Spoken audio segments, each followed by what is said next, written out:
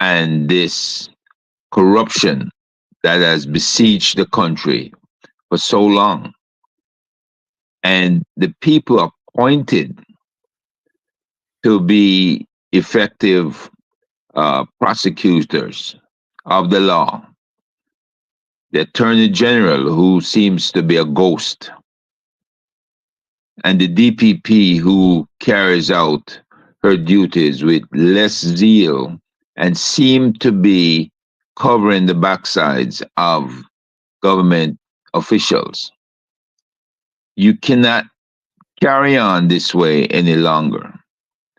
I did not hear the conference speak to the fact that Jamaica's GDP is highly impacted by the law enforcement debacle that's in progress. I hope that Commissioner Blake, the new commissioner on the block, will take note and know that there are people in the diaspora who are well gifted to assist him in his endeavors. I hope that he will apply some predictive analysis that I know he's capable of because he's a IT guy. And he can combine that with his knowledge of crime and law enforcement and be an effective commissioner in predicting and in stopping some of these murders. You cannot no longer leave these actors to their own demise. Too many innocent bystanders are being hurt, are being included in this lack of enforcement within underserved communities.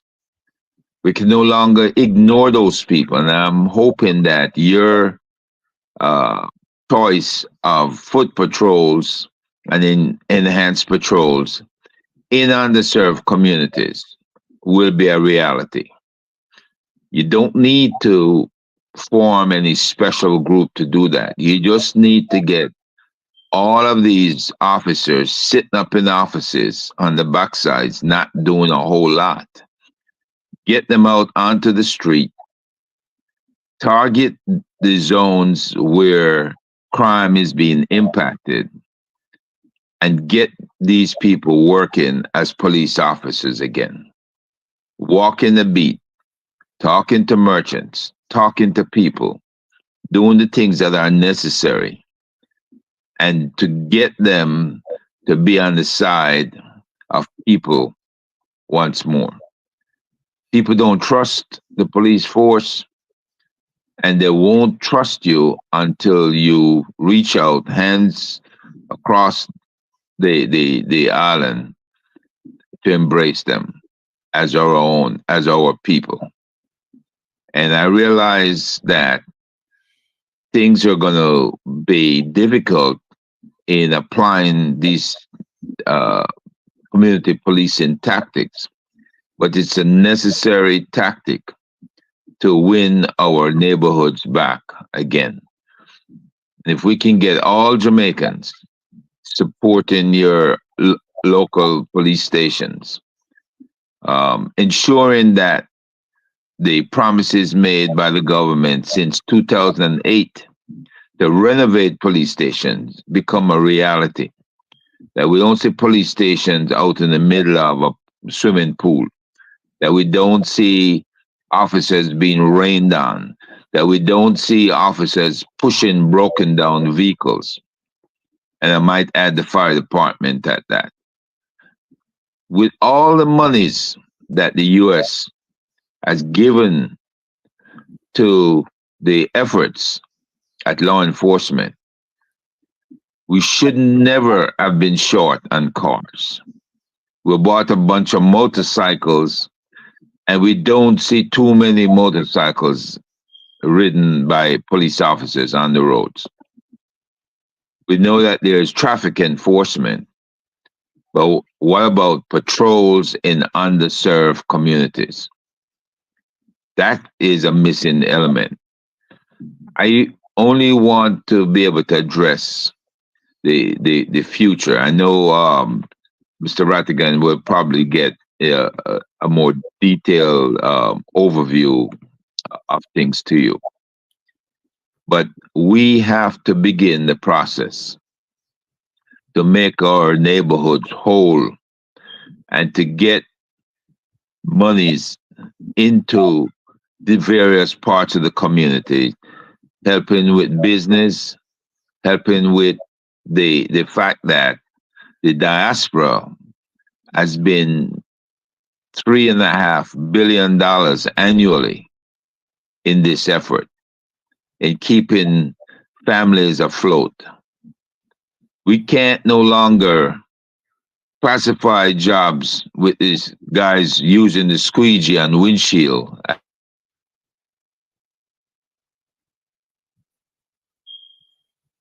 Mr. Nelson. 13,000 a day. So I'm gonna close, Jeff. So I can only see that the the twisting of numbers at the Ministry of Finance and the fact that you are so hell bent on showing that you have full employment in Jamaica has become a farce. And we need to stop those types of activities because, as we say, figures lie and liars figure. Thank you very much. Thank you. Thank you very much, Brother Herb. I really appreciate that overview. And we want to reinforce the fact that we need to take care of the garrisons and the on the so-called underserved communities, not from hard policing alone, as he said, but community policing, right? Community policing. We have a heart. These people would not be in that quagmire if we were focusing on them from the time we said we recommended certain things, and many people have recommended it. We really need to know that these people are okay. They can get a legal meal. They can go to work. Their children will be okay, and they will not be on the streets roaming, etc. This is a travesty. This never used to happen in Jamaica. And the poorest of the poor, a country is judged by how we treat the poorest amongst us, and it is so very important. So we are suggesting that we need to work together, both the diaspora and Jamaica and other entities, to make sure that what we see as Jamaica, the brand Jamaica, can be preserved not only abroad but in Jamaica itself by action by our leaders. Okay, without further ado, I'm not going to take up much time. I'm going to be asking, I think it's Mr. Lyon, who is going to be coming next to speak. Am I correct? Am I correct? Yes. I think we're gonna have Doc is gonna come in. Lion. No, it's Mr. Rattigan. I think is gonna come in now. Oh, Mr. Rattigan is gonna come in now. We want to welcome Wilfred Rattigan on, and he is, of course, everybody knows who he is. He's a little bit of a troublemaker like me, they say, but I think he's more of one. I don't believe it. I don't believe it. Not for one moment. I'm joking, ladies and gentlemen. This guy, I've known him for quite some time, back from when we went to Jamaica in 2016, for those who don't know. And we have been working together to find out ways and means of how we can improve Jamaica together, not by fighting amongst each other, but real policy, real peace, and real love for Jamaica. This is the man, Wilfred Rattigan. Thank you. Your time, sir. Thank you, Doc. Can everyone hear me? loud and clear. Outstanding. Let me start by saying all protocols observed. And I'll start with a reading from Psalms 121, the middle of the chapter. And this is essentially a prayer for our people, our family members. The Lord is thy keeper. The Lord is thy shade upon thy right hand. The sun shall not smite thee by day, nor the moon by night. The Lord shall preserve thee from all evil. He shall preserve thy soul. The Lord shall preserve thy going out and thy coming in from this time forth and even forevermore. Now, today, folks, what you're hearing and what you will continue to hear is real talk from real diasporan members about real issues affecting our people, real people. Today is the launching of the first biennial online diaspora conference. So you will not hear a lot of details because this is just to introduce you to what you will hear in June. Now, the government is putting on their conference. They did their launching yesterday, and they will have their conference on June 16th through 19th in the daytime hours. We will have our conference the same days, the same dates, but at nighttime. And that will give us the opportunity to have listened to them, to analyze what they've said, to dissect every policy that they've mentioned, that they'll mention, and also to provide solutions, because our conference will be solutions driven for the people. Now, brothers and sisters, family members, you're going to hear me talk in the few minutes I have right now about people. We are not about products, services, or personal investments. And that was what the launching yesterday was all about.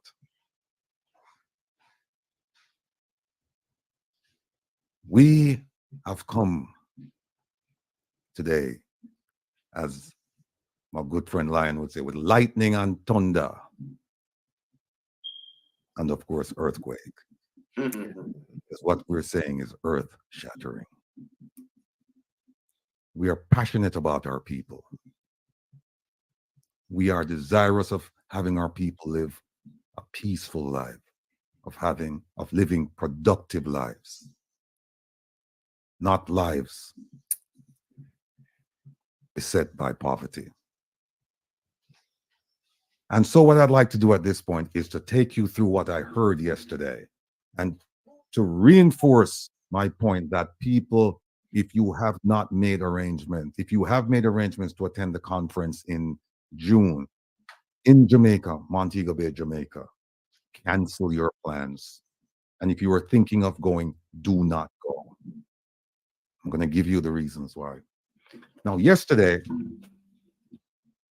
and they made it abundantly clear about what this conference is about. They talked about it being a 20-year celebration. And I think it was the master or mistress of ceremony, Miss Paula Ann Porter Jones, who mentioned that if you have a cow that's giving you milk, you should make sure that the cow doesn't kick over the bucket of milk. That cow, ladies and gentlemen, is us, the people in the diaspora. And to some degree, we're kicking over that bucket of milk today that they've been drinking for quite some time now without any interruption, without any fear of being challenged. We're going to challenge them today. Starting today. Well, it started already. It started in Miami and even before. Today is just another segment in the story.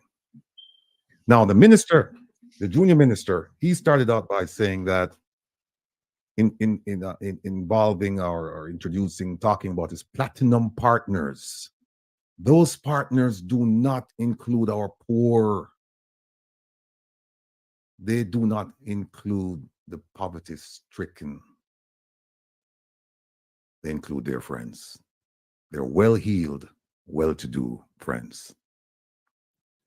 And he said that the conference should be looked at as linkages for trade and investment opportunities. I ask you, the cow, the diaspora, how many of you have the wherewithal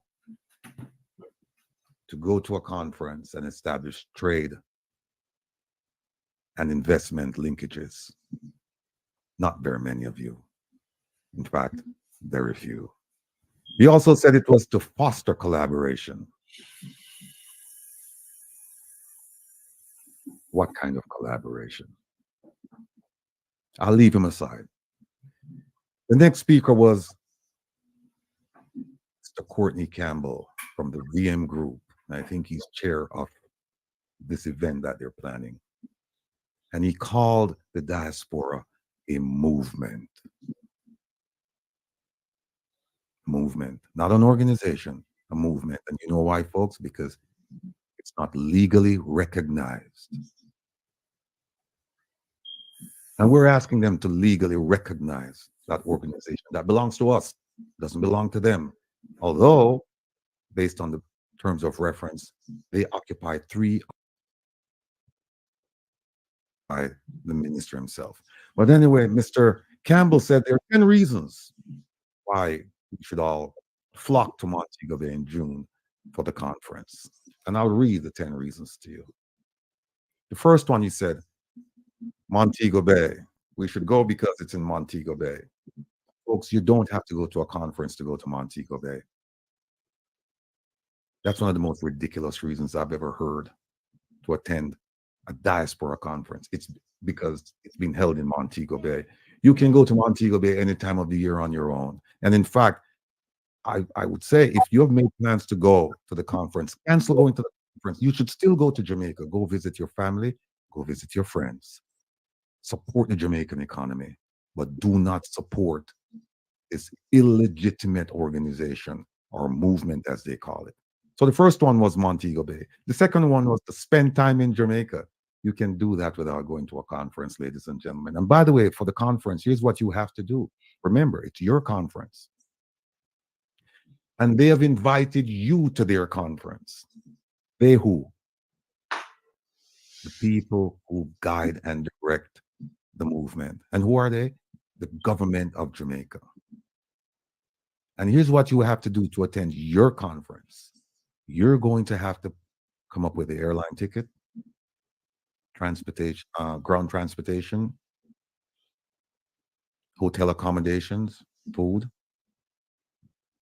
And you also have a registration fee for your conference. And that's why our conference is so attractive, because our conference is free. You don't have to take time off. You go to work, come home, put your feet up, and listen to real diasporan members talking about real issues affecting real Jamaicans. And they're providing real solutions. Because it's not enough to criticize. I don't believe in criticizing, damaging the structure and leaving it. You have to leave a blueprint for rehabilitation. The third reason he gave was it's a diaspora marketplace to generate leads for business. For business.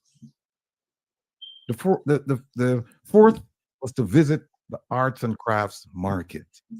All of these things you can do without going to the conference. The fifth was to experience authentic Jamaican food. Well, I know some of my virgin them in New York around the restaurant, and would have been really upset at this because they believe them produce some really, really authentic food. But be that as it may, you don't have to go to the conference to experience real, authentic Jamaican food. Number 6, he said, come and visit property you want to buy because they will provide financing. Financing is there. You don't have to go to the conference for that. Number 7, he said, tour the island. And he made a plug for island car rental. and Digicel, you don't have to go to the conference to tour the island, to rent a car from Island car rentals, and to get a chip or a phone from Digicel. Number 8, he says to rekindle connection in Jamaica, you don't have to go to the conference to do that.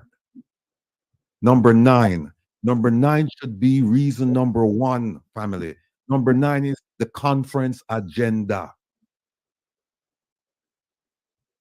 Should be number 1. It's number 9, so you can see where their priorities are placed. And number 10, build stronger networks in areas you're interested in. You don't have to go to the conference for that. Then we had Senator Don Webby from Grace Kennedy.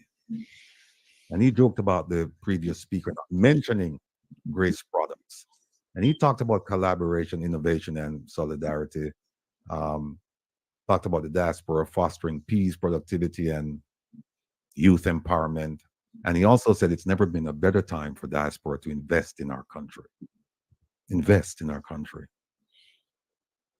He went on to talk about digital innovation and the agricultural sector, saying there are 2 areas we should be looking into. Talked about food security and sustainability. The question is, how do you do this when you have a declining farmer population? And this is coming out of Statin. They're saying every year that they're doing the statistics for people involved in the agricultural sector, they're seeing fewer and fewer farmers. And then he went on to promote Grace Kennedy products, the food, Western Union, and so on and so forth. Then the next speaker was a James Bank Group. I believe her name is Khalees. Khalees. Or Lisa, yo. Yeah. Lisa, yo. Yeah, same thing. It's more about promoting products, promoting services. Pika, Mr. Andrew Winter came on. He spoke. All fluff.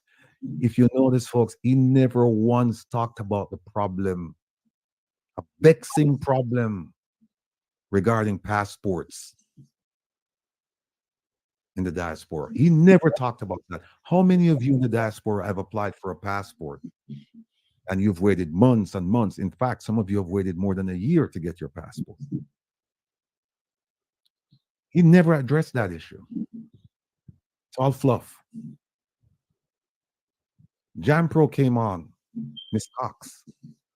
Cox, and she talked about Jampro office in Canada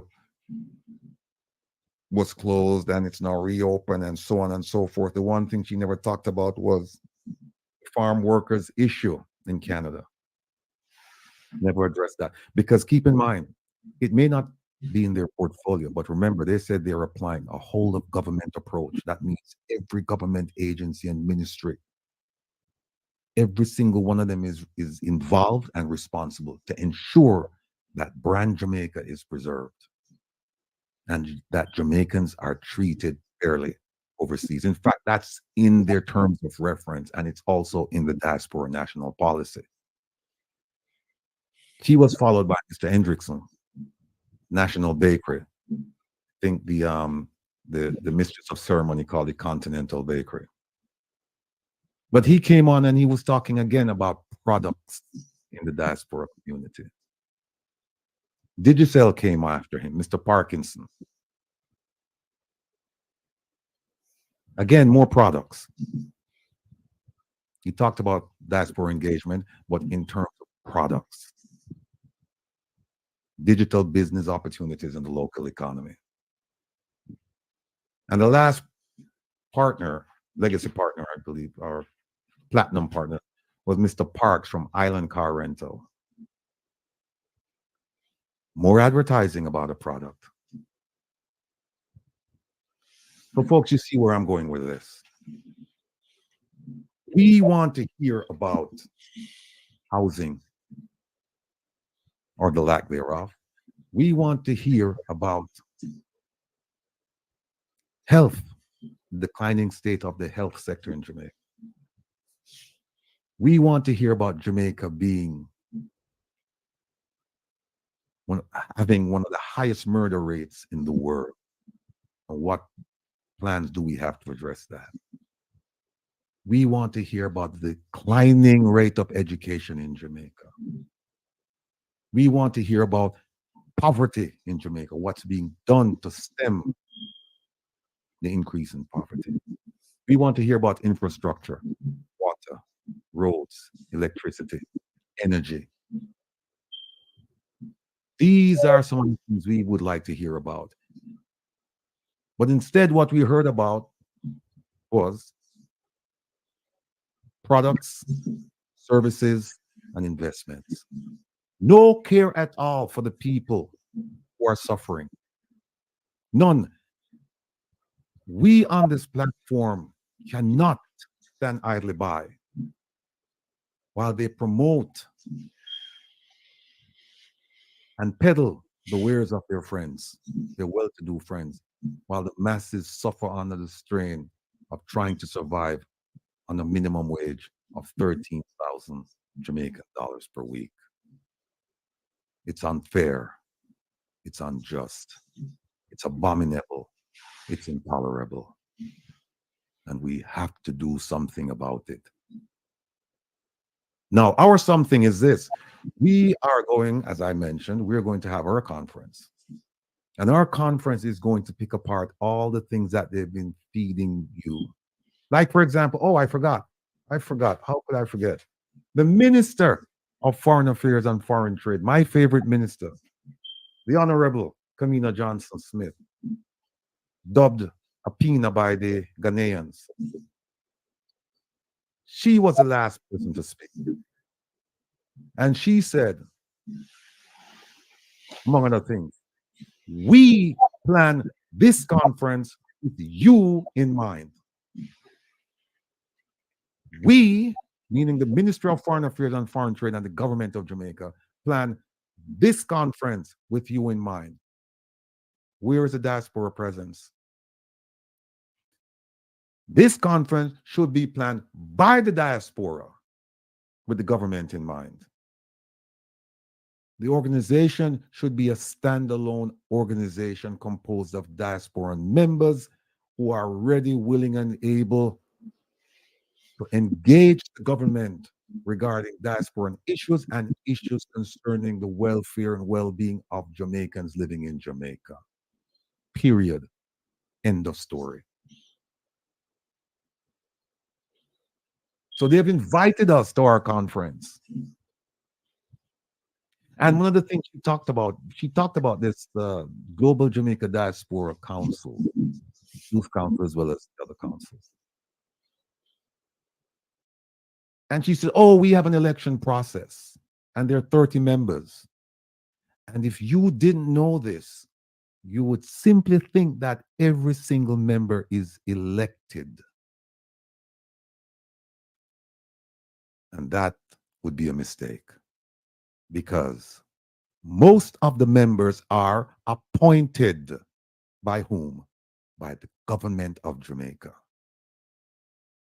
So how can they represent our interests? You have 4 board members, 3 of whom are Jamaican officials.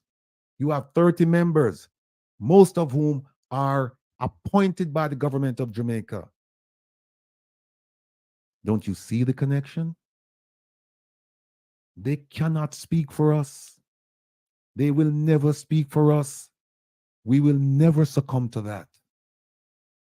And so that's why we're here. We're here to stand up,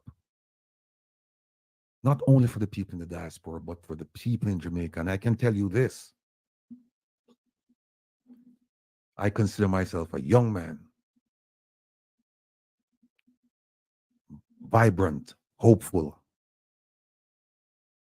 And because I do, I am not doing this for my children, my children's children, and so on and so forth. I'm doing this beginning with me. I would like to be the change that I'm talking about. And so the others can benefit. I'm not doing this to say, well, the change will come 10 years, 20 years, 30 years after I'm gone. No. with every fiber of my being. I'm going to fight this government and subsequent governments to ensure that Jamaicans are treated fairly, are treated justly, and that the government will live up to its promise. If you make a promise, you don't make it unless you believe you can fulfill it. And even if you don't fulfill it, because we're all humans and we're all susceptible to making mistakes, at least come out and admit that you've made a mistake and ask for forgiveness and ask us to trod the road with you to redemption and rehabilitation. But when you have a government that will stand up and accept no blame and pretend as if everything is okay, then you cannot, folks, you simply cannot sit by. You have to get involved, because the government is not going to do a course correction simply because we say do a course correction. It won't happen. That's not the way power operates. And they have the power, but we are powerful. We are the ones who put them in those positions of power.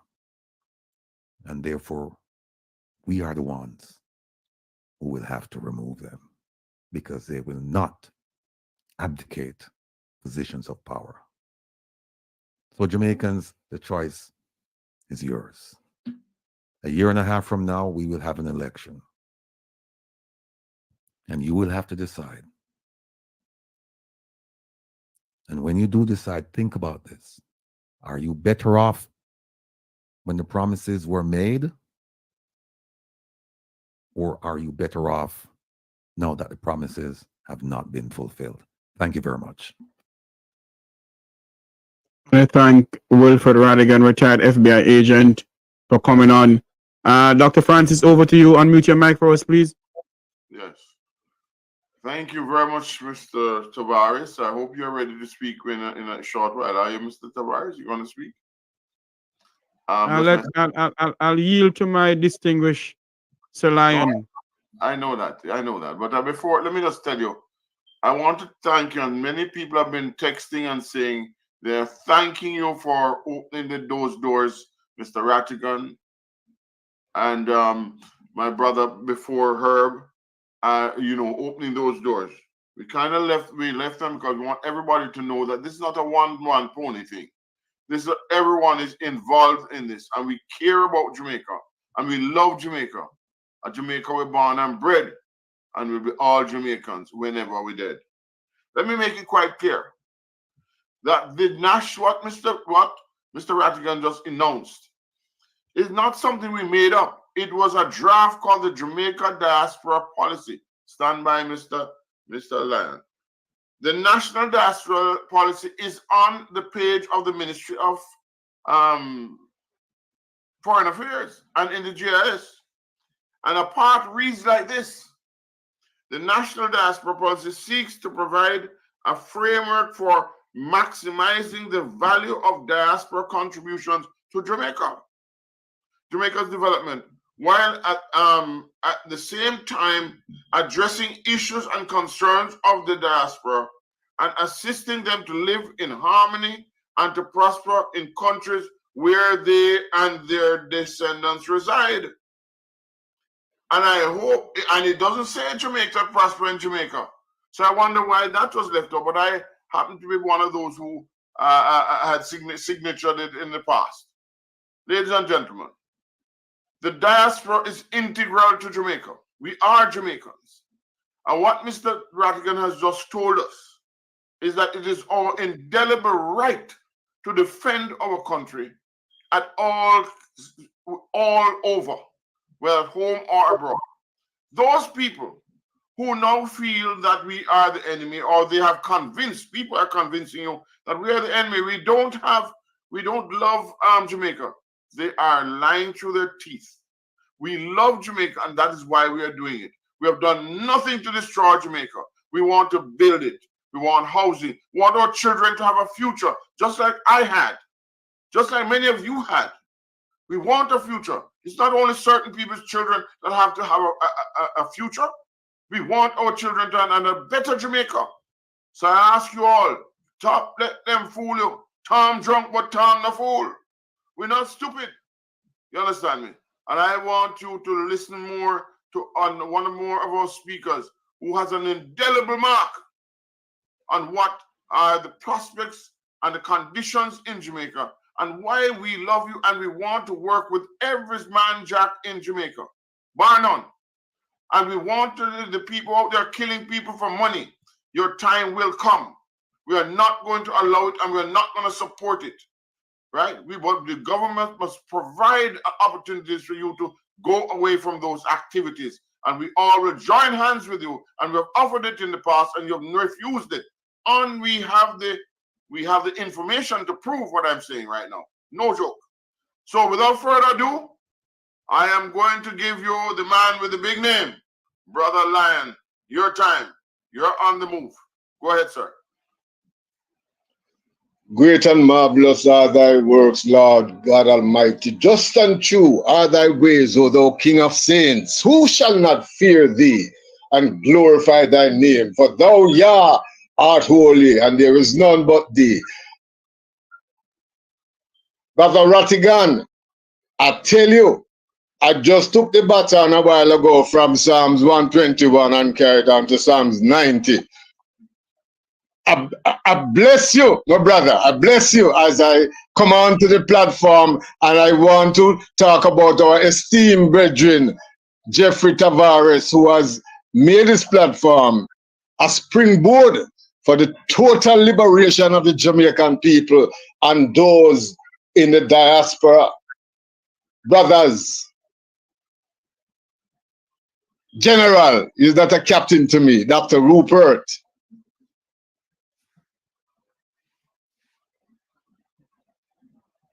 Brother Herb Nelson, a powerhouse that is like a stealth bomber.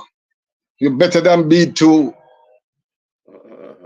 And our esteemed pastor that was in initial stages with prayer, better late than never. Welcome to everyone. Now let's embrace the viewers and the listeners. We're living in interesting times. Today is a wonderful day.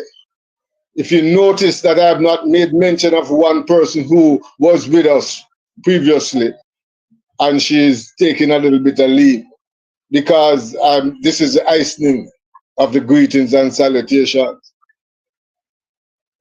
It was a breath of fresh air. You know, I can see why God said that it was not good for Adam to be alone. The completeness that Michelle brought to the platform proves that this move is not only not leaving anyone behind, but it respects the fundamental elements of nationhood, which is familyhood. And as she came in as the female, I don't even want to say counterpart, I just said part, right? As a female part of this August platform. The breath of fresh air that she brought was this. She was unapologetical in terms of our political integrity. And she was speaking and invoking the spirit from 1936. There in the United States, where the Jamaica Progressive League was formed. Now, today could not be a normal day. The spirit that was invoked by the woman at the well is that of the diaspora playing the integral, not one of, the integral part in the political and social liberation of the Jamaican people. It was started then when the people were placed in between the knives and forks of the JLP and the PNP. We don't have to cast aspersions. The proof of the pudding is in the eating. There is nothing that Jamaica has to show in terms of a liberated people other than bloodshed, mayhem, and some high-rise buildings. And of course, some highways. The diaspora right now is being seen in a different light because of the activity of the OJLDF. You know why government is stepping up and amping up their diaspora outreach now? They realize they have missed the boat. Not only is there a 77% or a 67% worst case scenario of persons who do not participate in the Jamaican electoral process. They abstain to vote because they are disenfranchised by the corruption and the violence, and they see no end to it. They are not the only silent majority. There is a sleeping giant that has been awakened by the OJLDF, by the grace of the Almighty God. Psalms 90 that I quoted was a psalm of Moses. That invocation has shown that there is a greater voting population that existing in the diaspora. Now I ask you, you don't think that is cause for the governments, plural, to fret? And the thing about it is, they cannot stop this movement that is turning into an organization that I dare say, and let it be known today, the best option for Jamaica, not as a third political party, but as the first political party that was thwarted from 1936. Just like how this is the first diaspora meeting and conference ever held in the diaspora. These things are significant, and we welcome with humility the opportunity to participate in something so magnificent as this. Let us not despise humble beginnings. We might look like a ragtag army with a bunch of peasants behind us. But if they look closely, much more closely, they realize that there is a pillar of fire and a pillar of cloud that are accompanying us. In other words, the destiny that we seek, I declare, if the voice of the people is the voice of God, then the Lord is on our side. Today, let us mark this day. And we're not being apologetic about it either. What is existing as a diaspora representation now is a fallacy, and we make no apologies. They're just living high on the hog in terms of the cocktail parties, etc., etc., the selfies. Jamaican diaspora is benefiting nothing. It's a setup, and they too know that it is so. However, we are not coming against them as individuals. We are saying either they register themselves as a legal entity in the US or face the dire legal consequences for the impostorship that they have designed into a mechanism that they call a diaspora movement / organization, whatever that is.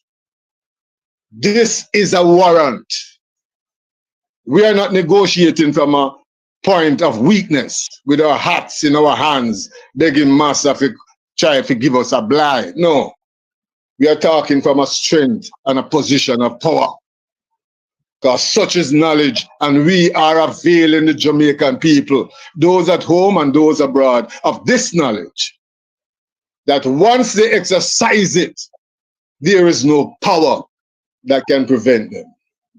It has been, and it will always be, a pleasure being amongst brethren like this and the audience that are listening. It's time for a call to action. Let's rise, diaspora, and come to the head of the nation. I yield.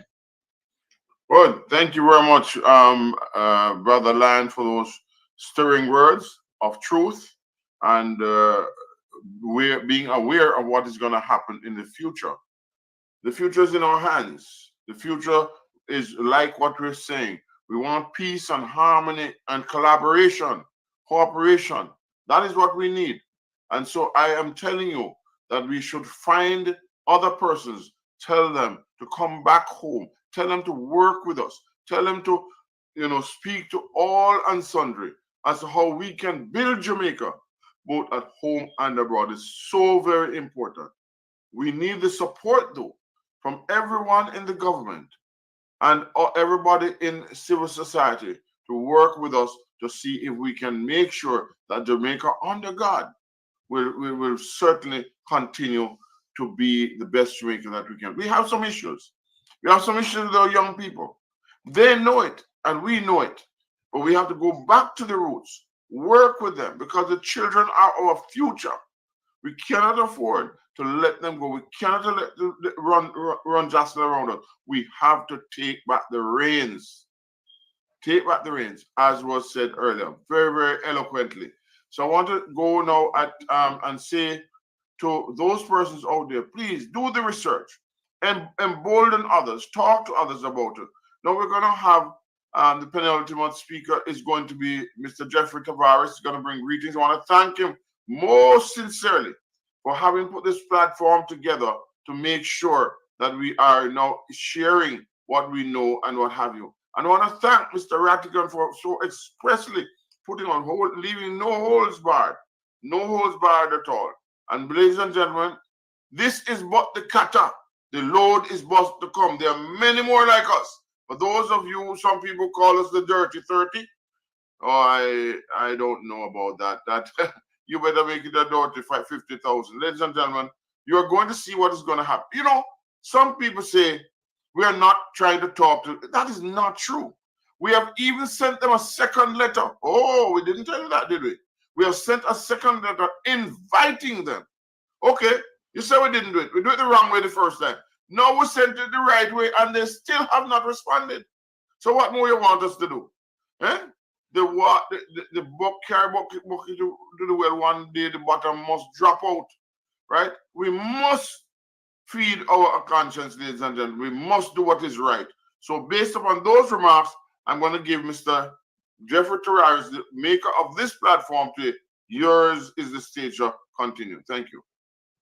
Thank you very much, Dr. Rupert Francis, Herb Nelson Jr., Wilfred Radigan, Lion, and the goodly doctor for coming on this platform here. In Jeremiah 29, it reads, verse 11, "For I know the plan I have for you, declare the Lord, plan to prosper you and not harm you, plan to give you hope and a future." For many times you have heard this being echoed across the political divide in our country.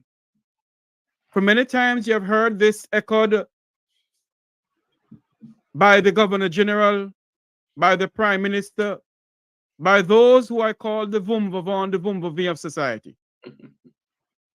But I know the Lord thy God has created this movement, a movement in which he gave us the opportunity to get up and say, we, the favorite dirty 30 they call us, have the plan for the people of Jamaica. Because God has given us the initiative to organize something like this. And so this morning, as we come on this platform, let us all come together as one Jamaican. Not as a member of the People's National Party, a member of the Jamaica Labour Party. We are Jamaicans, and we must remain Jamaicans. We're never born of any political affiliation or frustrations. We're born Jamaicans. So this morning, let us come together. Let us put the politics behind us and look about the piece of rock in the Caribbean, the gem of the Caribbean, that so many people envy. When you tell them you're from Jamaica, oh my God, so many people will think that, hey, I would love to be in Jamaica. Let us take up this mantle and run with the mantle that will lead us for a brighter future. Let it be said in years to come that this group, this organization, stand up for a better Jamaica, a Jamaica for our children, a Jamaica in which all of us can live, work, and raise family. Not the dream that they have, not the dream that they continue having about 2030, but let it become a reality. Let it become a reality, my fellow Jamaicans from all walks of life. From Negril Point to Moran Point.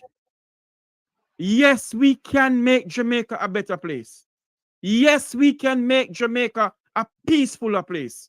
Yes, we can make Jamaica a place in which we all can go back home to and have a better life. Many of us don't want to live abroad. Many of us want to go back home to the land that we love, the land that we call home. But yet, because of politicians and because of corruption, cronyism, and nepotism, our country is in dire state of repair. And so this morning, as we come on this platform, we don't come on this platform as any political propagandists or people who are saying, hey, we're a member of this and we're a member of that. We come on here as Jamaican citizens, as Jamaicans who will continue to raise that flag high and continue to say to the powers may be, we will not stand for what you are doing to the country that we surely love. We will continue to fight for this piece of rock and stand up for this piece of rock. May God bless you and may God bless all of us on this platform and guide us and protect us in all that we do. And may we continue to fight with every fiber of our being for this piece of rock. Thank you very much, Mr. Speaker, Mr. Chairman. Thank you very much. That was very, very powerful, Jeffrey. One of the most powerful I've heard so far. You should be a preacher. All of you are preachers. But I want to go to my brother, Dr. Redwood. I know you've been sitting there listening, and I want to thank you very much for coming on just before we kind of wrap up. Or we can take some questions. We can take some calls, I would imagine. But before we do that, I'm going to ask you, Brother Philip, what are your thoughts based on what you've just heard, and where do you think we go from here? What you've just heard. Unmute your mic for me, Doc.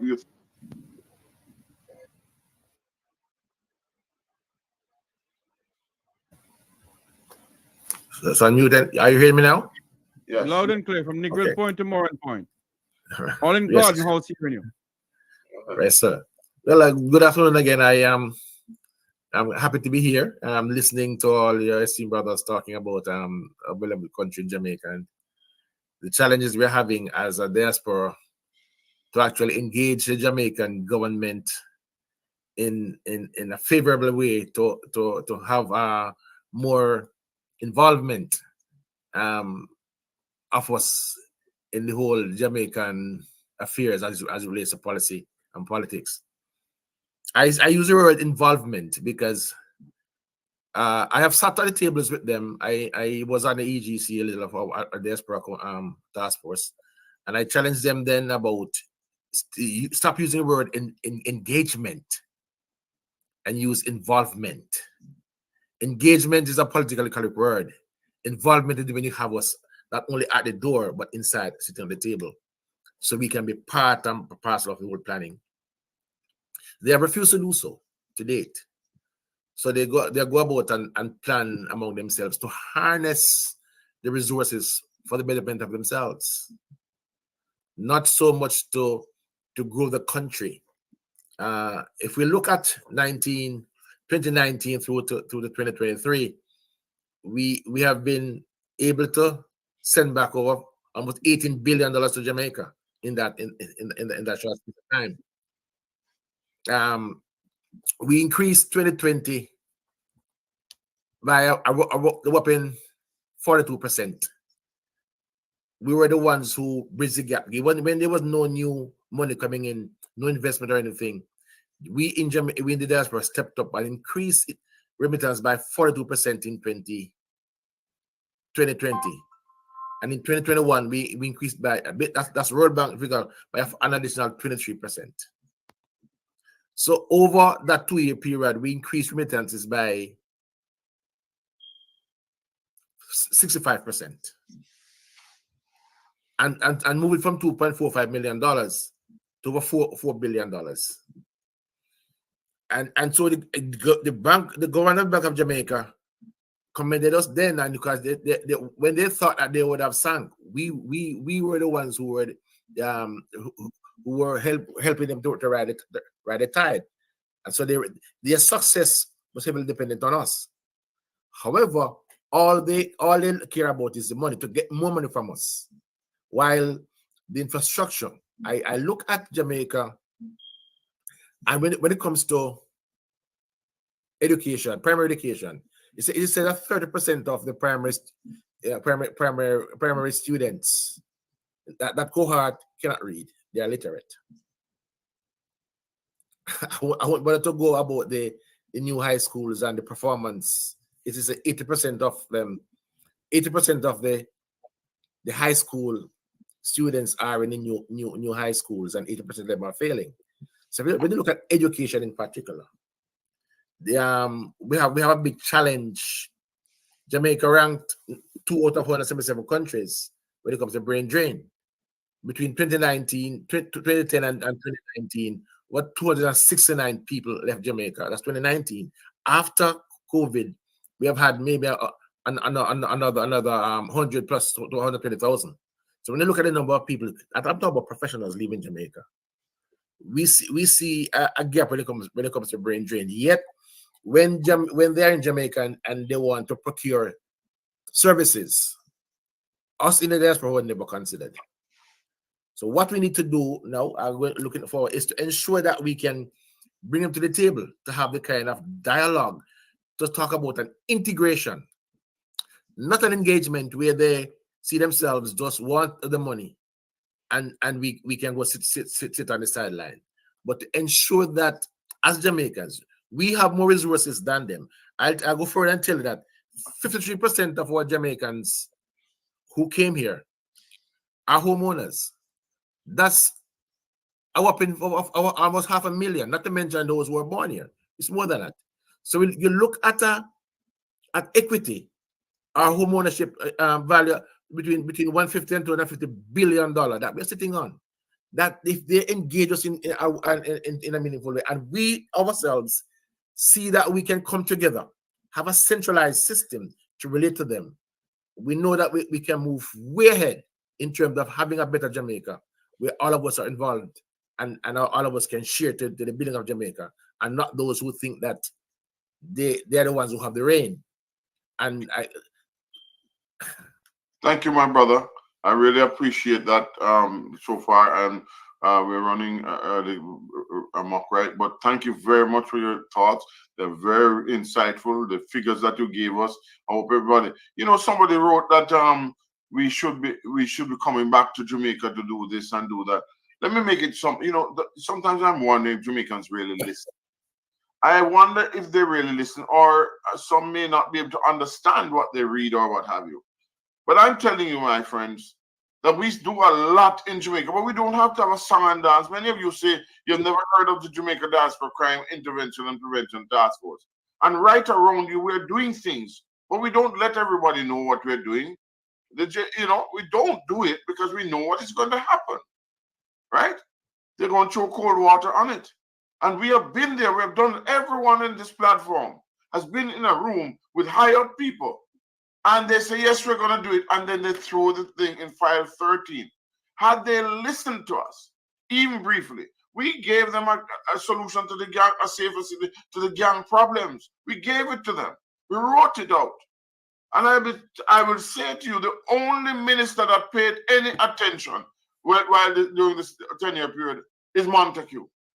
So all you want to talk about Montague, but the fact, I'm going to say it right here on the platform, nobody else really cared. We went to the ambassador herself. We spoke to her many times, right? I know, I see her asking questions that has already been answered. Come on, ambassador. Respond to us as we know we love you. We're not Christian. You are the ambassador of the United States of America for Jamaicans, not for yourself and not for Jamaica, for Jamaicans. Understand that. And we don't envy you. We don't necessarily want no accolades for it.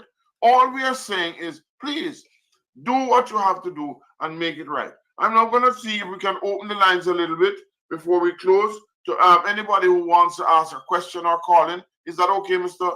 Tavares? No, it's not okay? Yes, sir. We can open the lines for callers to ask questions. I know they have some questions to ask our good friend Wilfred Radigan. Okay, the numbers are 954-529-8030. 954-529-8030. That's the numbers to call in if you have a question to ask anyone on the panel here about the Jamaican Diaspora, about our first biannual online Jamaican Diaspora conference. Okay, Mr. Tavares. Hello, good afternoon. Welcome to the Make We Talk program. Good afternoon, Mr. Jeffrey. Thank you for sending me that program a while ago.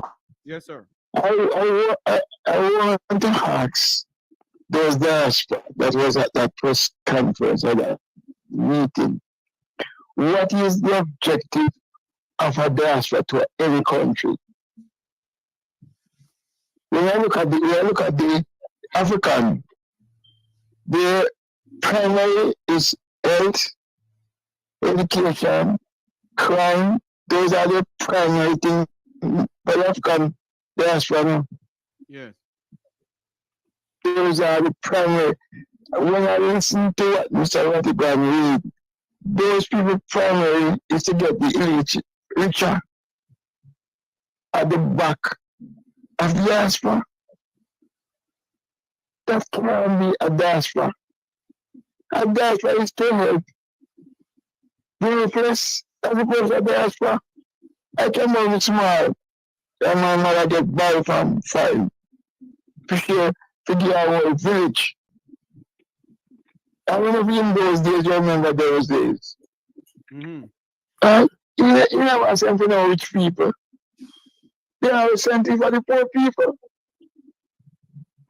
So I expect if a government going to have a meeting with diaspora, the first thing should be on it, how we going to reduce crime, how we going to get our young people in a training program, how we going to have a good health system. That's supposed to be a meeting of a diaspora.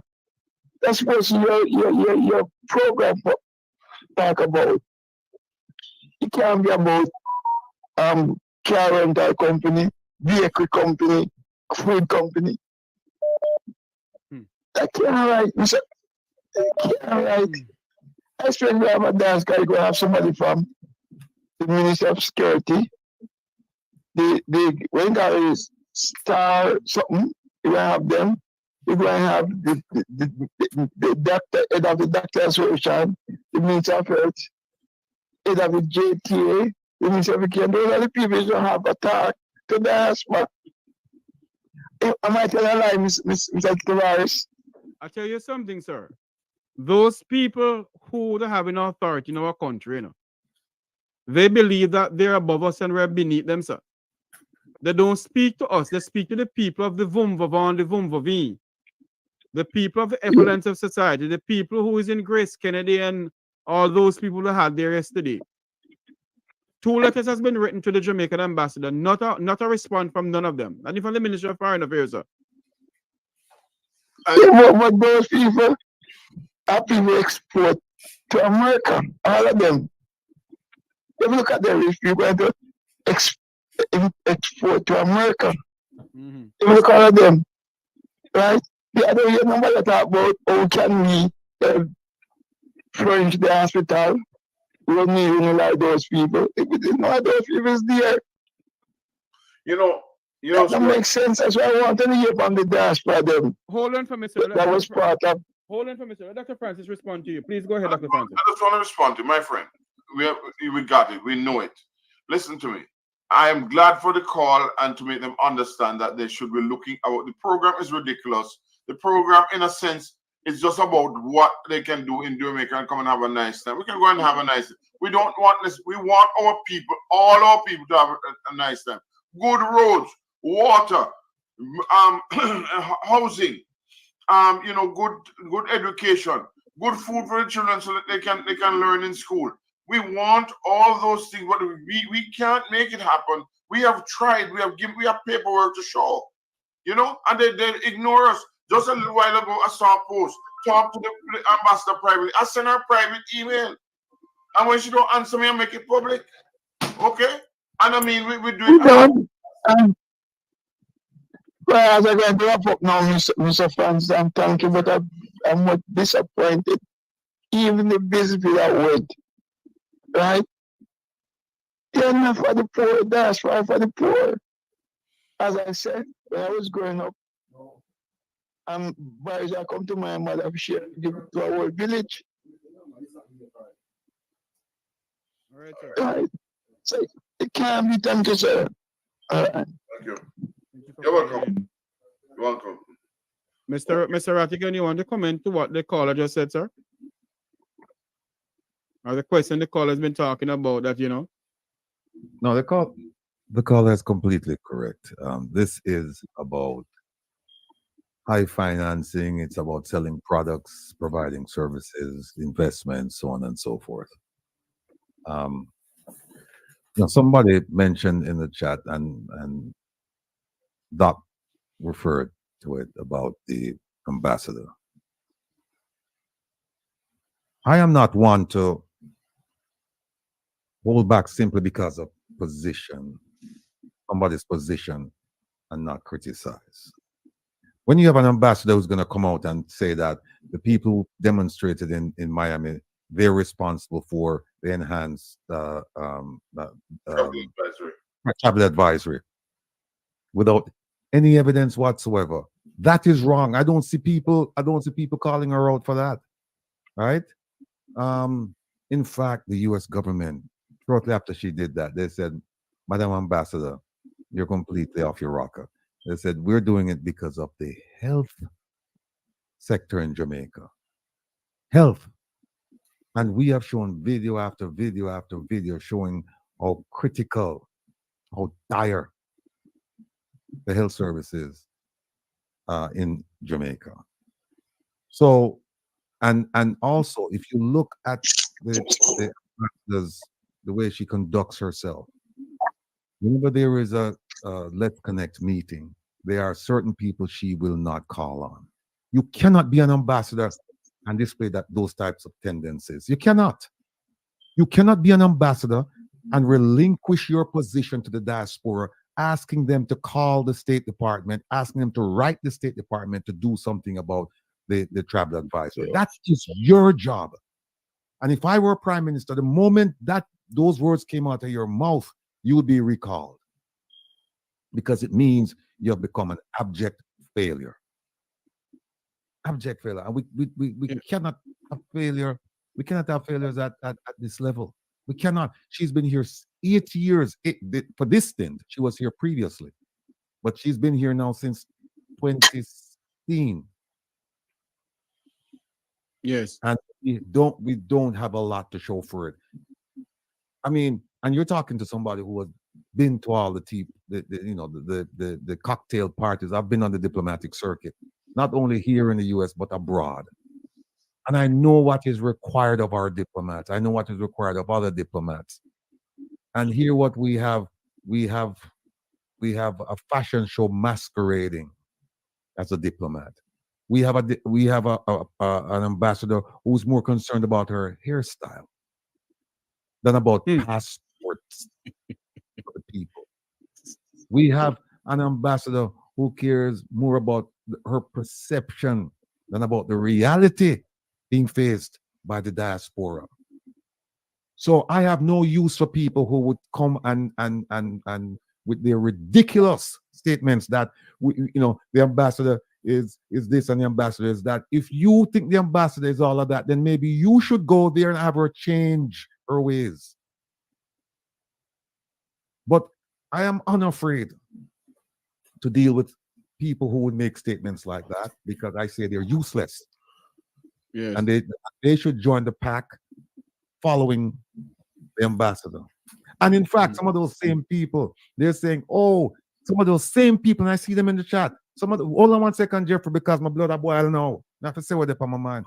You know what? I'm telling you to hold a minute and try to remember what you're gonna say. We have a call online, but I want you to wrap up what you're gonna say. Go ahead.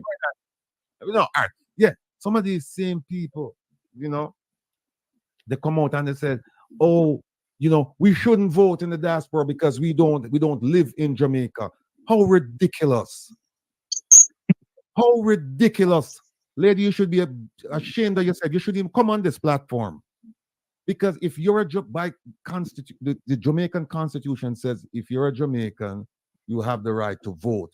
And this government and previous governments, they've said that they're going to establish a mechanism so that we can vote from overseas. Because we too have a stake in Jamaica. In fact, that same lady who's making these comments, she said she wants to go back home. So my question to this lady is then, okay, if you want to go back home, are you waiting until you get home to try and make a difference? Or do you are you so selfish that because you're not affected by it, you think you deem it fit that you should just stay out of it? No, we are fighting, Jeffrey, and the rest of my esteemed panel. We're fighting for the promise of Jamaica. We're fighting for the good of our people. We're not fighting for ourselves, because I guarantee you, each of us individually here, we probably don't have to go back to Jamaica because we're doing quite well. We don't have to go back to Jamaica, and we don't have to say a word about Jamaica. We could do like some of these people, just not say anything and pretend that we're not even Jamaicans, because we can put on the accent when we know to put it on, right? But we are not of that ilk. We are of the ilk that we say we are fighting for. I should have put up my background, because yes, that's my inspiration. Go ahead with the call, Jeffrey, because Caller, go ahead first. Welcome to the program. Can you hear me? Yes, loud and clear. Go ahead, man. Okay, I want to draw attention to Jesus Christ told his disciples to him, and he said to them, be careful of the scribes and Pharisees. What he was saying, that there are people in life you run to, and there are people in life you run away from. And the reality is, we need to run to the wise and stay away from the fools. And that's the problem with the diaspora in Jamaica. You know what I mean? We need to look at integrity and run to the wise and stay away from the fools. And that's all I have to say. Thank you very much for calling in, sir. Mr. Rattigan, over to you. Yeah, and so we're a positive platform. But that particular lady, and I don't see her anymore in the chat, but I hope she's there, because some people are, well, big up yourself, but that's the people on rubber road. But don't do that. We don't want rubber road. What we want to do is we want to correct her. Because when you make statements like we shouldn't vote in Jamaica because we don't live there and we're in this and we're in that and that, you've completely missed the point. You've completely missed the boat. So this again, folks, is not about a cussing session or anything like that. This is about an official launch of our conference in June. And our conference in June is going to be quite interesting, because I know that some of the government officials, they're listening to us now, and they've seen strategically where they've made an error. Because yesterday it was one of the biggest blunders they could make, because we now have a very active, we have a very concerned, very, very, very, very deliberate diaspora in the way we approach issues. This diaspora is not like the diaspora of my mother, where them just sit back and take everything people throw at them. This diaspora is taking things that's been thrown at them, and we are flinging it back off at people and we are throw it off us. This diaspora is a very fierce diaspora. This diaspora is a very, very calculated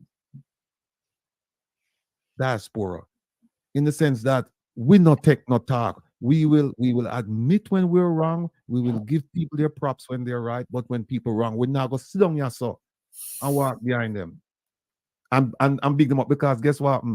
We no need to go on no cocktail party. By the way, someone out there who have issues, ask yourself this: have you ever received a call from your diaspora, your global Jamaica Diaspora Council member, or the ambassador, or the consul general, inviting you to a function at the embassy? No, most of you have never. In fact, it's how them treat someone in New York. Them left out now the rain day before yesterday. You couldn't even go in to go deal with the passport issues. See there? Look on that. By the way, folks, that's exactly where we will be on May 10th. Right in front of this building here. But look at them leave the Jamaicans them outside. And you don't make arrangements for your people to come inside of the building.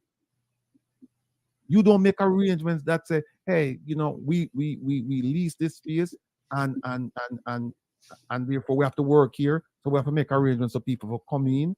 Or you set it up so that people come in at a certain time. You stagger it. This is nonsense. So I just want people to know that I am very, very concerned about the direction where the government is taking the country. And like I was saying, Jeffrey, I'm just so sorry that we don't have my background, because my zinc fence, that's all yes. That when I walk into this room and I see that zinc fence, I don't need a script once me see the zinc fence, because me attack from a soul and me attack from a people. It's not about me. It was about me years ago. Not any longer. It's about my people. And we cannot leave those people behind, and we cannot pretend as if they don't exist. We cannot have an investment conference, a products conference, a products exposition, and forget that some of the same people them we are not talk to, them have organizations in Jamaica where them pay the people a minimum wage. And sometimes to avoid the minimum wage, instead of having people work 4 days, with them, do them have them work 5 days, them have them work 3 days. Right? And have them do 5 days work. These are our people.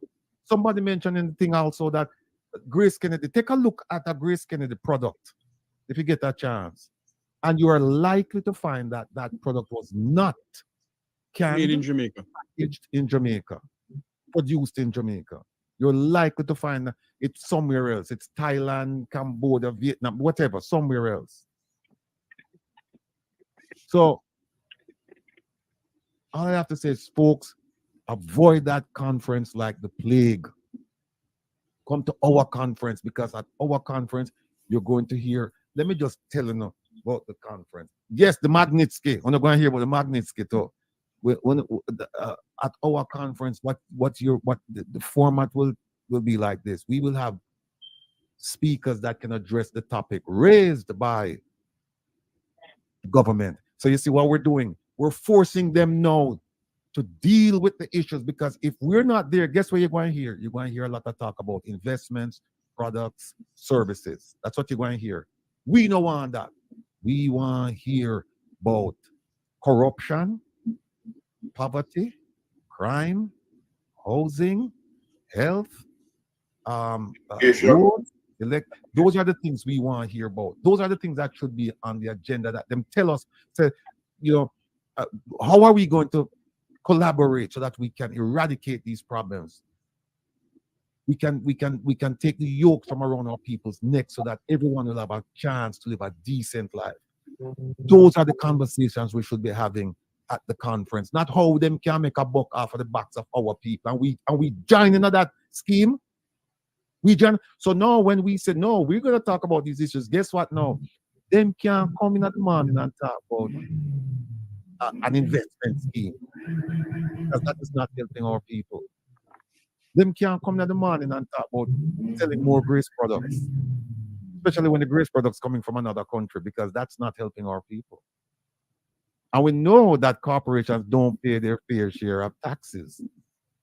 We know that.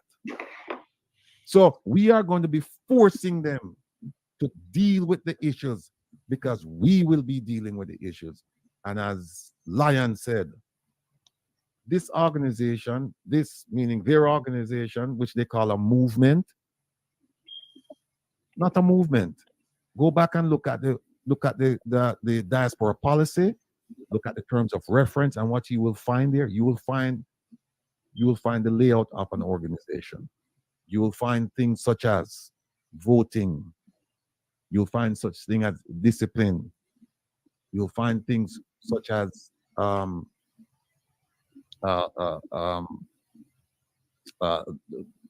leadership. You'll find things such as their goals and objectives. You're going to find all of those things that you would find with an organization. So don't make them fool you. The reason why they cannot register that is because you cannot have an organization in America composed of foreign government officials directing US citizens. Huge problems. So they're satisfied to call it a movement, when in fact it's acting like an organization. And in fact, I'll go one further than that. I will say that it is an arm of the Jamaican government. No matter what they tell you in the first section of the terms of reference, it is an arm of the Jamaican government. When you have 3 out of the 4 people from the Jamaican government, when you have the leader being the junior minister in the Ministry of Foreign Affairs and Foreign Trade, when you have him telling people that he can get rid of people that they have appointed, it's an arm of the Jamaican government. When you have them appointing more than half of the people to this 30-member group, it is an arm of the Jamaican government, no matter what they say. Don't believe your lying eyes. Your lying eyes will see the section where it says it is not an arm of the Jamaican government, but in practice, it is. And therefore, they cannot register it. But the time is coming when they will have to make a decision. Will they register it and get rid of government influence? Or will they allow something else to happen? Stay tuned for that something else, my people. There is 2 videos that I want to play.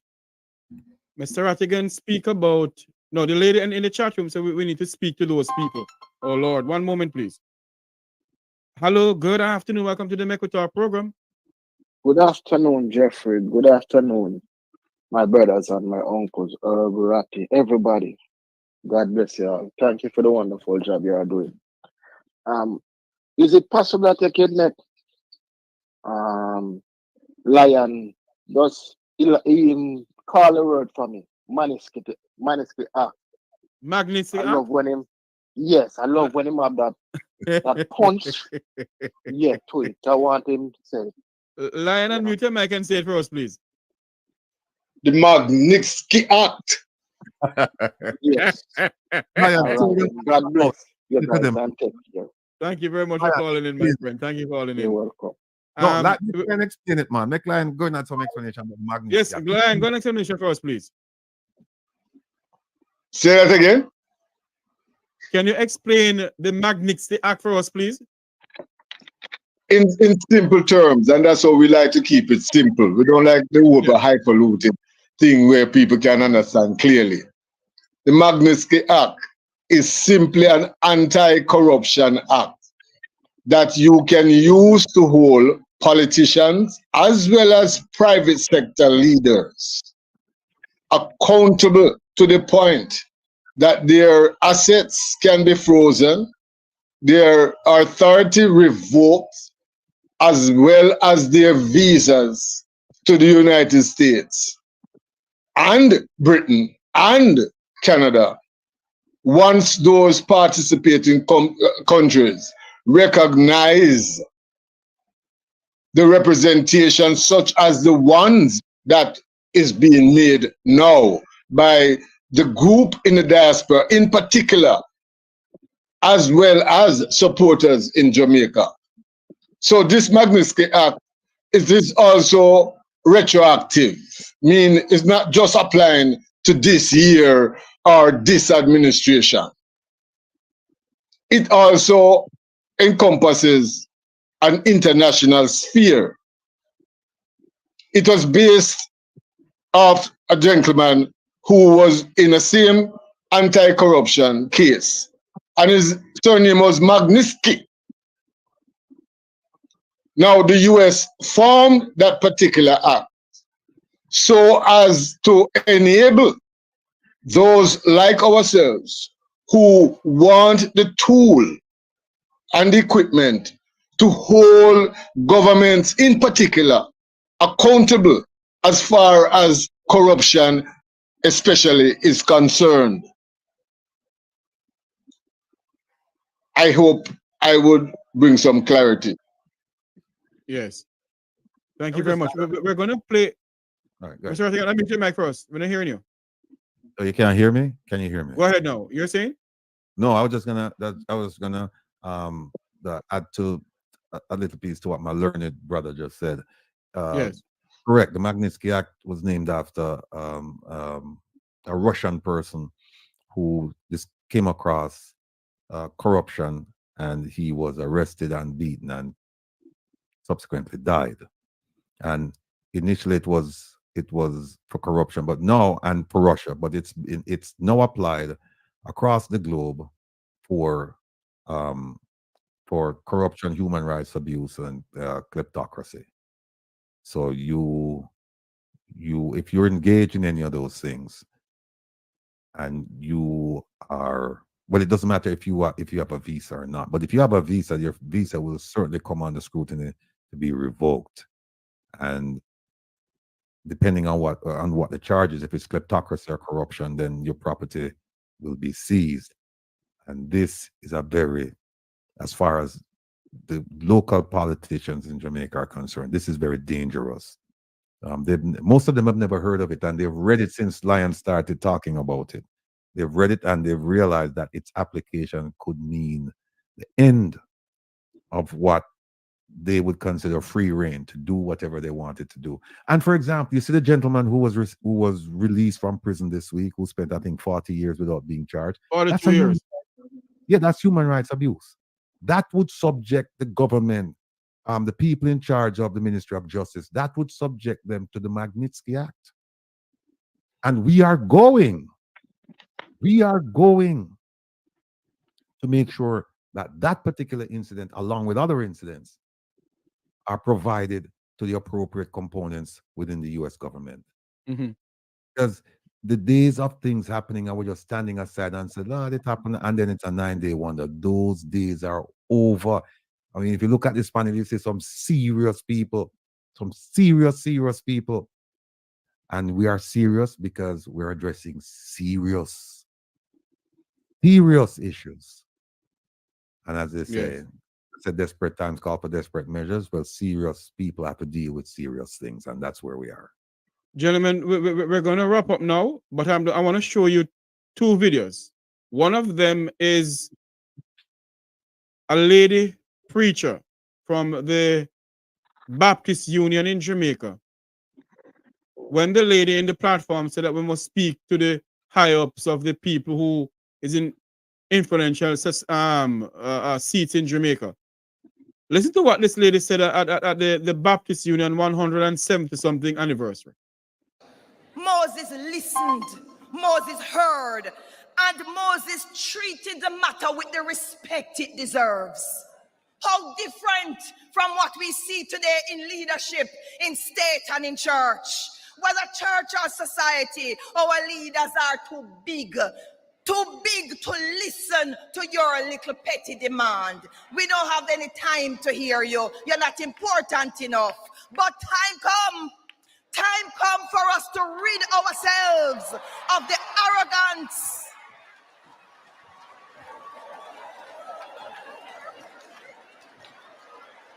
It is time for us to rid ourselves of the arrogance exercised by the gatekeepers and the enforcers who have beaten the word of God into weapons of injustice, weapons of inequity, and weapons of gross iniquities. Some of us, and many of you, can attest to the arrogance that you have experienced at the hands and the pen strokes and the taps of leaders and those in positions of power who determine your future by denying you your rights in the present. I'm going to take a call, and then we're going to elaborate on that. Then we can do the other video, and then we're going to wrap up. Caller, welcome to the program. One moment for me, please. Yes, call. Go ahead. Yes, good day. Greetings. How are you guys? We're here, sir. Yes, I just tuning into the program and just getting familiarized with the conference you guys are setting up, and that is good. That is good. The reason for my call still, I think we could do a lot of work involving you guys in also what you're doing to address the peoples in the Caribbean, especially in particular Jamaica. Because right now I'm not living in Jamaica, but I am from Jamaica. I was raised in Jamaica. Yes, sir. Now I'm in Canada, right? And I've been here correcting my status because I realize a lot of things that's been going on with our people that we didn't even realize that is going on with us. And the reason why I say correcting my status because me hear you guys talking about the passport and all these things, and a whole heap of people from the island and the Caribbean don't realize that them have Indian status and that they're Indians. You see, we are the West Indians, and people don't understand what that means, and the kind of status that holds everywhere in the Americas. Right now I'm in Canada, and Indian status is the highest status in the land. You understand? Us as West Indian is West mean Western Hemisphere, geographically speaking, the Americas. And Indies mean Indian people. That is us specifically given to us as a title from first contact. You understand? Since 1962, Jamaica had incorporated and turned the country into Jamaica, called it Jamaica, and nationalized. And ever since then, we lose our status because we haven't been filling out paperwork as Indians. We've been filling it out as black and African American. When we don't have no connection to Africa because we are the original Americans, the West Indians. You understand? And when I did my census here, the federal census here, they had a whole section for West Indian designation for you to fill out the paperwork. You understand? I'm talking about Statistics Canada. But may Where is going to... May I ask you a question, caller? Don't you yes, think King. that Canada have their jurisdiction where we have to fill out certain things because of their laws and so forth, sir? Canada is located on the American continent, my friend, which is Canada is one of the biggest, it's the biggest country in North America. I am aware right? of that, sir. What I'm saying yes. to you, sir. So the laws that apply in Canada to Canadians, the laws apply to Indians as well. And the laws specifically protect Indian people. One of the laws that protect Indian people in Canada is the law that states that Indians are exempt from taxation. Let me ask you a question, sir. So based on all of that, sir, what you're saying to us now that the laws in Jamaica need to change to incorporate the Indian laws? Jamaica need to the people in Jamaica need to realize that we have Indian status. That we are Indian only mean Aborigine, you know. Okay. All right. And we're filling out the paperwork as Jamaica, where Jamaica is not written in the law from the 1800s for protection. Okay, you see what I'm saying? It is Indian that is written in the law and is protected by law. Okay, sir. Thank you for We calling. are the only people that have the birth certificate, Indian, a West Indian birth certificate. All right, sir. Thank you very much for your explanation, sir. Yes, King. Thank So you. that is the awareness we got to come Thank to, you you very know? much, sir. Yes. Thank you so Yes, much for calling. correcting the status. Good day. Bye-bye. Bye-bye. Thank you for calling in, sir. Thank you so much. We're gonna. Hello, good afternoon. Welcome to the Make We Talk program. It's just a never call. I'm not at home. I didn't call. When I reach my call, I'm gonna go off one. Okay. We're gonna play a next video, then we're gonna wrap up because I know we have been on it for a little while and we have other things to do. So we're gonna play the next video. Based on what the lady just said earlier on, the lady who was preaching, she's saying to us that we don't have any say in our country when it comes on to certain things. And we want to talk to the people of the high up that don't listen to us because we're beneath them. And they're above us. We're going to play the next video for all of us to watch and all of us to listen.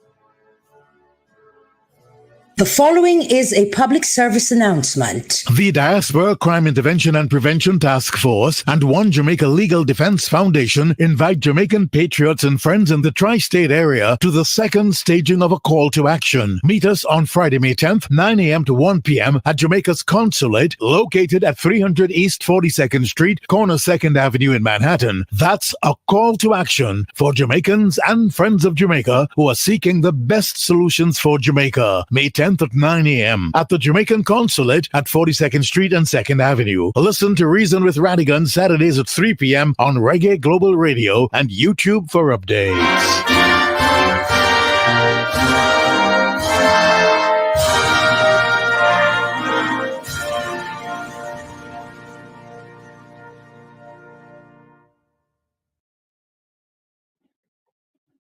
Afternoon, caller. Welcome to the Make We Talk program. Good afternoon, sir. How are you doing? I am here, sir. You're live on air.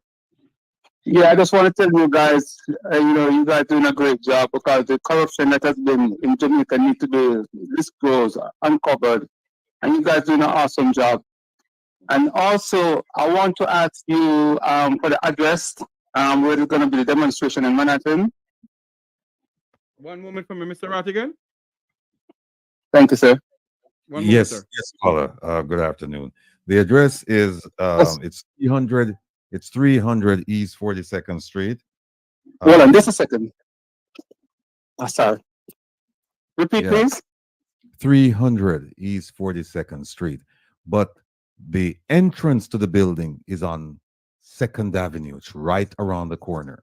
So if you show up, and I hope you will, on May 10th, Friday, May 10th, at 9 sharp, 9 a.m. sharp, you will see the crowd out there. So just come to 300 East 42nd Street. It's a block away from the United Nations building. And you will see. All right, thanks. Would you guys be having any like T-shirt or anything for sale? Yes, indeed, we will. Okay, God bless you guys, man. Bring Andrew and his partner, the your corruption. family, bring your family, bring your neighbor, bring your friends, your co-workers. And if you have enemies, make up with them and bring them too. Definitely, I really appreciate it. Thanks. All right, you're welcome, sir. God bless and keep you guys. Peace. Thanks. Thank you very much for calling. Let me just use this. You're welcome anytime, sir. You're welcome, sir. That's the final call for the day. Go ahead, Mr. Rattigan. Yeah, let me just use this opportunity to plug the One Jamaica Legal Defense Foundation. Yes. The purpose of which is of the organization is, and by the way, that's a real organization. That's not a movement. That's a registered organization. And the purpose of it, in a nutshell, is to hold governments, and I've used the plural. It's not because some people might say it's just JLP. No, JLP, PNP, UIC, whoever is the government, because they have the power of the purse string. We are going to hold them accountable. Once they do what they've promised to do, once they do what they said they're going to do, that's in their mandate, in their manifesto, whatever, they'll never hear from us. They'll never hear from us. But when they don't, rest assured, we will be there, because we are fighting not for ourselves, we're fighting for our people. And like I said, I am not in this to leave, transition, and then while I'm here saying, oh yeah, this will happen in 30 years or 20 years when I'm gone. I'm in it for now. There's a phrase that we used to use in the FBI, and I think they've used it in literary circles as well. The fierce urgency of now. The fierce urgency of now. You know what that means? That means no. We're not waiting for 10 years for things to happen. As soon as things happen, we're trying to make a change right now, because people are suffering right now. That's what we're about. So please tune in tomorrow afternoon at 3 p.m., 2 p.m. Jamaica time, and listen to Reason with Rattigan. We have a full agenda tomorrow. And Jeffrey, if you don't mind, let me just go ahead, and please remember the One Legal Defense Foundation, please. Look, tomorrow we're going to be talking about St. Lucia, Prime Minister Holness, and the Integrity Commission. We're going to be joined by Mystic Sensation. Some of you have been asking for Mystic Sensation to join us. I know the link has been made. So Mystic Sensation will be on tomorrow. So we're going to look at the Prime Minister's investment in St. Lucia, particularly the ADMAT corporation. We're also going to be looking at his statutory declarations, how they have not been certified. And we're also going to be looking at the Integrity Commission. We will also look at the Speaker of the House, the Auditor General, and the clerk, the relationship there that resulted in the clerk retiring this week. And we all know that it's not based on her reaching the age. We believe it's based on the letter that was sent out. So that was, well, it made it in the public domain, but it also was sent to her personal file. We're also going to be talking about the Haitian crisis, and we're going to have on a very dear friend of mine, a Haitian American, who will talk to us about the origins, the problems, and interestingly, he's got some solutions that I'd never heard. I mean, I heard them when I first talked to him this week, but people are not talking about those solutions. So you have to tune in for that. Then we're going to be talking about the activities of the real diaspora group, and that is this group. Real diaspora group, talking about real issues affecting real people. And we don't care about business, about products and services and investments. That's not our thing. We're talking about people and the right of the government to fulfill its promise. And then we're going to have, we're going to expose the tourism numbers and the Ian Fleming Airport. How many of you know that that airport is losing money Every day it's losing money. I'm being told that they spend millions of US dollars to upgrade that airport. And right now we only have two flights a week. Dr. John Lennon is gonna come on and he's gonna talk about that. He has the numbers because around here we don't hallucinate around here. We don't guess. We provide hard evidence. We provide numbers. We provide documentation. And the last thing we're gonna do tomorrow, well, I shouldn't say last, it's just the last topic I have here, but I'm sure we'll get into more topics. It's more advice to the new police commissioner. As we know, he's the least qualified of all the people interviewed.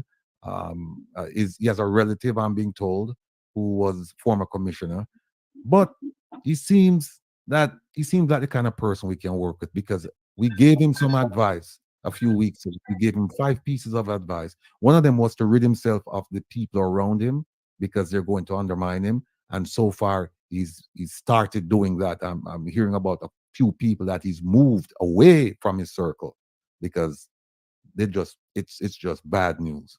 So that's what we're going to be doing tomorrow. And then of course we're going to take phone calls and we're going to make the plug for the One Jamaica Legal Defense Foundation. People, if you really mean Jamaica good, if you really want to see government being held accountable properly, thoroughly, continuously, then you must make a donation to the One Jamaica Legal Defense Foundation. We don't have the information here, but tune in tomorrow at 3. You will get all of that information. And then once we open the phone lines, we can talk about just about anything you want to talk about. We're not afraid. The only housekeeping rule we have is that you come on and you behave yourself. You don't come on and start curse and carry on. We are very tolerant people. But the moment you step out of line, we're going to have to block you. And we expect trolls will come on. We expect government officials will listen. And we want them to listen because at the end of the day, here is my view on it. Once the election is over, I support the government of the day. We have to. That's my feeling. And if the government of the day starts acting, contrary to the interests of the public, then we have to start talking to them about a course correction. And then when they refuse to do a course correction and they refuse to listen, then at that point we have to do what we have to do. And that is we have to start exposing them. And by the way, Herb, we haven't heard from you in a while, and I know I'm kind of monopolizing this, but I'd love for you to talk to them about the intelligence piece and the deep dive that you've been doing along with our strategic partners, and how soon should we expect to get that information that we can actually release to the public, release to Integrity Commission, release to the police, and go to court. Well, good day again, listeners, panel. The intelligence piece is almost complete. It's 2/3 complete right now. And I'm waiting for the other third, which is one of the more important pieces. It is going to take some reading. It's going to take some analysis. And we hope to be able to tell people what's happening at the highest levels in the country of Jamaica. So keep your hats on, keep your boots on, keep your shirts on. I don't want you guys doing a striptease to these reports. So I look forward to reading it with some zest and passing the information along. You know, as our good friend Isaac Buchanan will say, context matters. So we're going to ensure that we have the right context to our intelligence reports. So thanks again, Jeffrey, for having me here. Thanks, Doc, for your guidance this morning. Great to see my good friend, Dr. Bedford. Great to see Lion, as well as who we're missing here. We're missing some earlier speakers, but look, folks, this is what it's about. We didn't really sign up for this. We didn't even get drafted into it. We got drawn to it. Yep. And I hope that the folks here, the nucleus here, and the nucleus listening to us right now, we hope that you will stick with us because we intend to take your places. So thank you very much. I want, before we go, Dr. Francis, you there with us same way? Yeah, I am. I'm not missing. Hold on for me. Just some housekeeping work to do. I don't know if I should do it on air, but I'm going to do it on air. The person who did the banner in the background for us misspelled the word biannual. We do apologize for that. We do apologize for that. It is BINNUAL. No. It's spelled correctly. Biennial. Biennial. It means 2 years. Okay. The background is spelled correctly. I think okay, because one of our the program. Pardon me? I think he was referring to the banner you had in the program. No, yeah, that's right. I checked it. It's right. It's right. Biennial on the background is correct. Background is correct. The background is correct. Okay. All right. Dr. Francis, over to you. Can we have, a wrap-up thing from everybody? That's what I'm doing right now. That's what I'm doing. I want to thank everyone, especially Jeffrey Tavares, for using his platform. It was really a great event, in my opinion, and other persons. I want to tell the listeners who have stayed with us that, yes, some of the language you hear is very tough and is meant to be tough. But we cannot speak to each other like children. We have to speak as adults, and we have to be as responsible adults. And we want you to understand we do nothing. None of this is intended to bring Jamaica down, but to bring Jamaica up. Let me tell you, there's so many things. And yes, there's a reason why we're here. Sometimes when you have a bird's eye view, you see more of what is happening than when you're on the ground. Okay? So many of you people are telling you that we have run away. We have not. We are more here with you in spirit than anything else. And we are willing to do what we're doing, and we're doing it for free. The One Jamaica Legal Defense Fund is a must. You must try to contribute to it because all of this takes moolah. And in my terms, that's money. So we have to have, and no matter how small it is, $1, $5, we do not care. We want to see. And we are going in this business, and we're going forward, and we'll keep you informed. Remember May 10th, as Mr. Rattigan had said, in terms of what's happening. And he has this big show tomorrow. And I'm telling you, it's a big, long show. And he'll be there. And hopefully I might get 2 minutes to say something. You didn't mention me, but that's all right. They never seem to remember the Jamaica Diaspora Crime Intervention and Prevention Task Force, right? But it's okay. We are still there. We love you. And we work with you. And we work for you. And I just want to close this by just saying, a lot of people think that we don't work by ourselves. We work by the Almighty. And I'm just going to quote and take over the pastor's role for about a minute. It's Psalm 91. Who dwells in the shelter of the Most High will rest in the shadow of the Almighty. I will say of the Lord, He is my refuge and my fortress. My God is whom I trust. And I say that for everyone who is on the platform, because we are very godly people, and we do believe in what we are doing. And we don't agree all the time. Jeffrey can tell you that. We don't organize. Yes, I'm sorry to shout it out like that, but it's true. But we do, one thing we know is that we love Jamaica bad. And you better understand it. And we want to thank you for staying with us.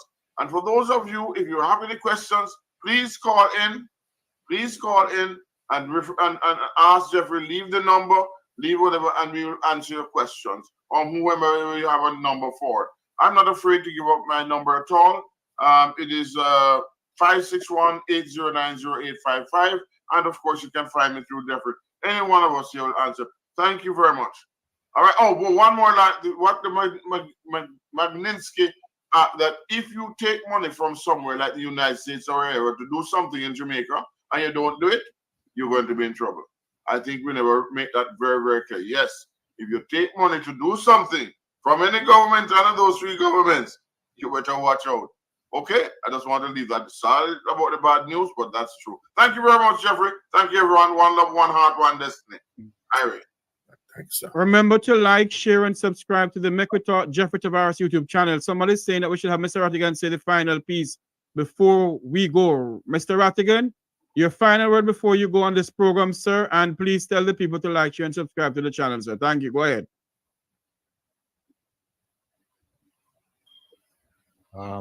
Thank you very much. Thank you for having me, Jeffrey. Your volume is very low, Mr. Rattigan. We can hardly hear it. Waterhouse can't hear you. Can you hear me? Can you hear me now? Oh, loud and clear. All the parliament hearing you now. All right. I'll be very brief. I just have a few phrases and words. First one is Magnitsky Act. Second is Cyberlock and Bryant Square Park. The government official listening to that, Cyberlock, Bryant Square Park, you know what happened there. And at some point in time, it will all come to light. And the last thing I leave you with is my FBI class motto. And it is this: lean into the wind. Thank you. Thank you very much. Thank you. On behalf of the Jamaican people who sponsor this broadcast, I want to say thank you all very much. Remember to like, share, and subscribe. Left out Lion. Want to Lion? Lion? Yeah. Sorry, Lion, go ahead. I'm sorry.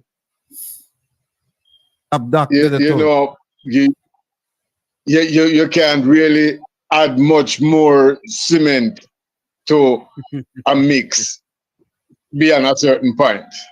And I think we have enough cement and sand and water and things. But let me just put a couple shovel into it and just say that it is a wonderful thing to know that you have people that are still having a spine and having the courage that supersede the fear of failure and prejudice and persecution to defend that which is right once and for all.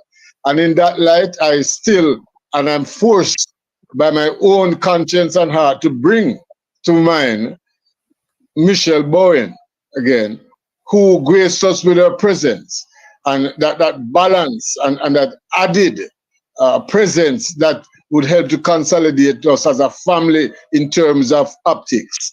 You know, optics is very essential in a digital age like today. At the same time, she didn't come with added looks, but she came with a bit of fire that helped to serve as a catalyst to the whole thing. One could only imagine what would happen, and we know it's going to happen when herself and others like herself as females are included on our panel discussion, to the excitement and the complete motivation of the Jamaican public, who is desperately in need of proper representation. Notice that is my shovel, and I don't need to add any more mix. Blessings to everyone on the panel and the viewers and listening audience. I want to say, Jeffrey, remember thank Dr. for coming in to do the prayer. Dr. Bedford. Yeah, Dr. Bedford. And also, Michelle, thank you very much from everyone here. I mean, and also to encourage people to join the movement, join our movement, whichever way you can, whether through Ratty, whether through my God, my brain is going for it. Jamaican Carlos. Jamaican Carlos. Bigger. Yes, bigger. Yeah, any one of those. Join us and make yourselves heard. We will listen to you. Encourage others to do so. Don't go from here. Say, come right forward. Thank you, Brother Bedford. Mr. Rattigan, you want to say something? I say smiling away. No, I'm just smiling at everything that's been said. I want you all to listen to the doc who hasn't said anything yet. And I just want to big up Bigger and Bitter. All right. Yeah. Well, go ahead. Say, my friend, we in the diaspora are the backbone. We are the backbone of Jamaica's thriving economy. And we'll endeavor to establish that as a fact. That's my saying. Thanks. Great. Yes. Before you all go, I want you all to listen to something before you all go, because I tell you something. Based on all of this, this is appropriate for this program. Listen to this. Unity is strength. Make we reason. Make we talk. If we see corruption in any shape or form, we're going to highlight it. Make we talk. Jeffrey Tavares represent yard and broad of the entire diaspora. As long as it affect the life of our nation, uncover the truth, make we reason, make we talk. And we don't care about no vumva viva va, no upper echelon. Nobody is not above the law. As long as it not help Jamaica, make we talk. Make we talk. Absolutely. This is where we're going to say, on behalf of Wilfred Radigan, Dr. Rupert Francis, Herb Nelson Jr., Dr. Edward. Dr. Bedward, Yes. my good friend Lion, Michelle, Bigger, and the Make We Talk program, for the producers of this program, thank you all very much. For the viewers of this program, our subscribers, thank you all very much for coming on. Until you hear our voice again, may God bless you, and may God bless Jamaica land we love. Have a great day, everyone. Have a great day. Until you, well, tomorrow you can join Wilfred Radigan and Research Radigan. Have a great day, everyone.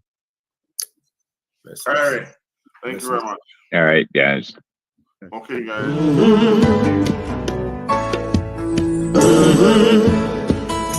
When the game gets rough and this life just seems so tough, make we talk, my people.